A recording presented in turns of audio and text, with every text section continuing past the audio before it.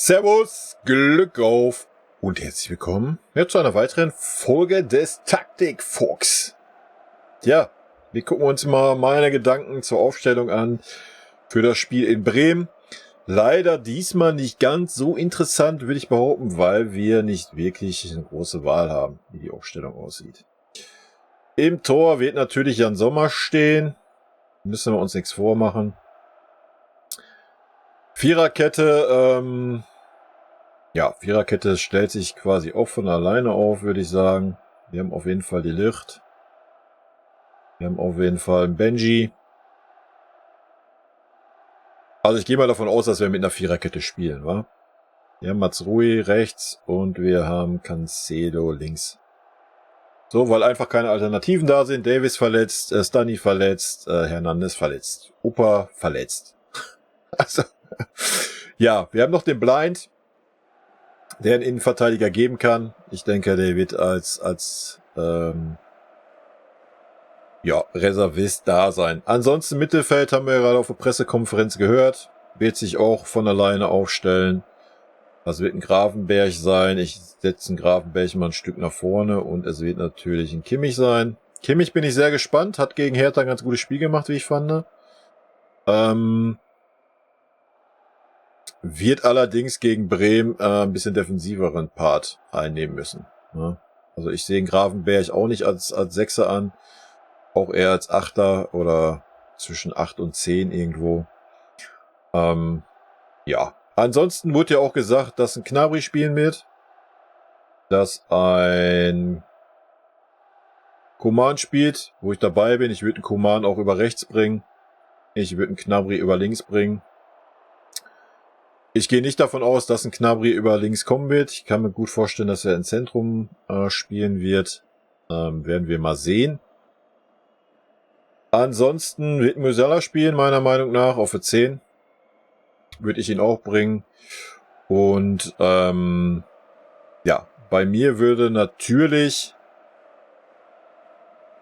ein Tell vorne drin spielen. Auch das können wir der Pressekonferenz oder der letzten Pressekonferenzen entnehmen. Das wird natürlich nicht so sein. Ja, also ein Tell wird definitiv nicht spielen. Er wird auf der Bank sitzen. Wow, was habe ich jetzt gemacht? Ja. Hilfe! Alternativen Spieler für Tell auswählen, mache ich. Wie gesagt, Tell wird nicht spielen. Die Frage ist, wird es Müller werden oder Mané? Einer von den beiden wird auflaufen, denke ich. Und ich gehe davon aus,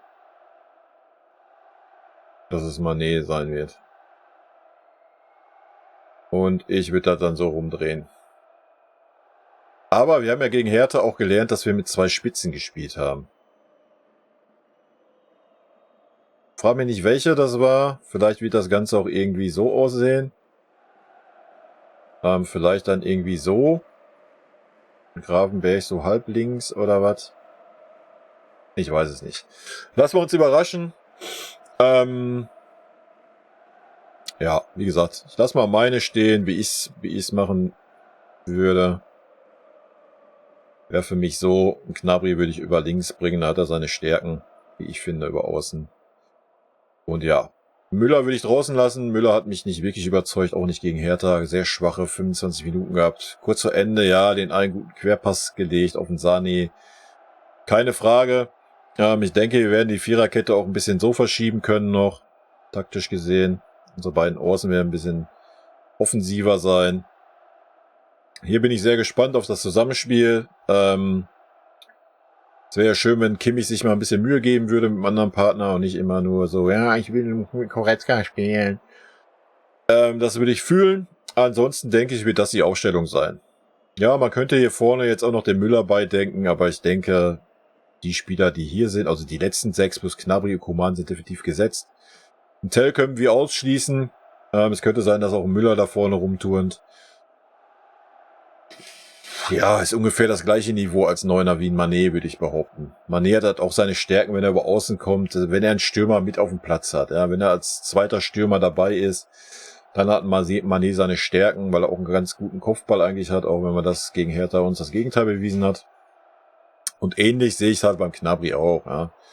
Gnabry kann natürlich auch reinstoßen in den 16er, zumindest wenn er Bock hat, wenn er Form hat. Gegen Hertha war ein Weg oder ein Step in die richtige Richtung. Werden wir sehen. Ich bin sehr gespannt. Wie man sieht, auswechselmäßig bleibt da nicht mehr viel. Wir haben den Blind, ne, als Auswechselspieler. Ansonsten ja, haben wir Ibrahimovic, den Müller, Sané, Sa wird natürlich auch eine Rolle spielen und ein Tell und den Wanner.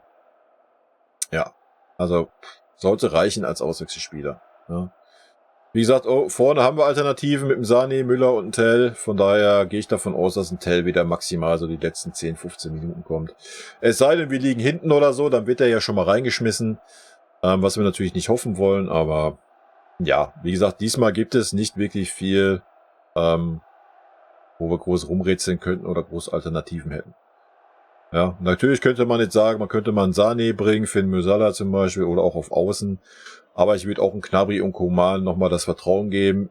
Coman war bärenstark, Gnabry war auch okay für seine Verhältnisse gegen Hertha. Von daher würde ich sie auch anfangen lassen. Allerdings sollte da irgendwie keine Performance kommen, würde ich den Gnabry auch knaller in der Halbzeit auswechseln.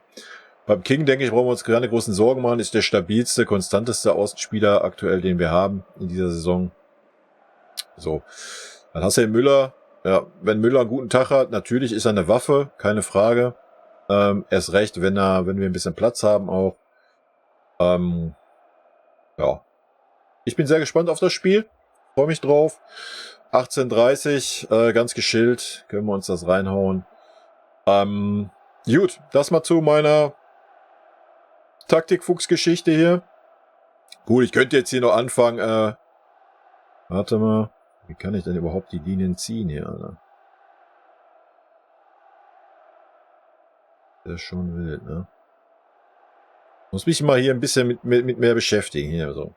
Ja, aber was sollen wir jetzt hier Linien ziehen, wa? Es sollte klar sein, Mazraoui wird über außen gehen, er wird kaum viel in die Mitte ziehen. King sollte auch klar sein, so auf der Halbposition, mal ganz außen. King ist ja mehr auch der mal nach ganz außen geht und mal die Flanke bringt. Aber wenn ich dann sehe, was wir hier auf dem Feld stehen haben vorne, ja, guten Grafenberg kann reinrücken, ja, der irgendwie kopfballmäßig so von der Größe und Statur vielleicht ein bisschen was kann. Ansonsten ist schwierig. Ja, ein Gnabry, Musiala, das sind alles keine Kopfballungeheuer. Mané, ja, kann er irgendwie, aber ist jetzt auch nicht der Größte und so weiter. Ja, werden wir mal sehen. Gut, das zur Aufstellung. Ansonsten habe ich noch was heißt irgendwas? Ja, Leute, ich habe jetzt hier einen Cut gemacht, weil ich habe ja einen Taktikfuchs aufgenommen und bin dann noch auf das Thema Dortmund und Leipzig abgeschweift über irgendwie 23 Minuten. Und von daher habe ich das gecuttet, weil das hat ja dann nichts mehr groß mit dem Taktikfuchs zu tun. Das ist dann ein extra Video. Und von daher wünsche ich euch jetzt einfach rot-weiße Grüße, bleibt gesund. In diesem Sinne, tschüssi.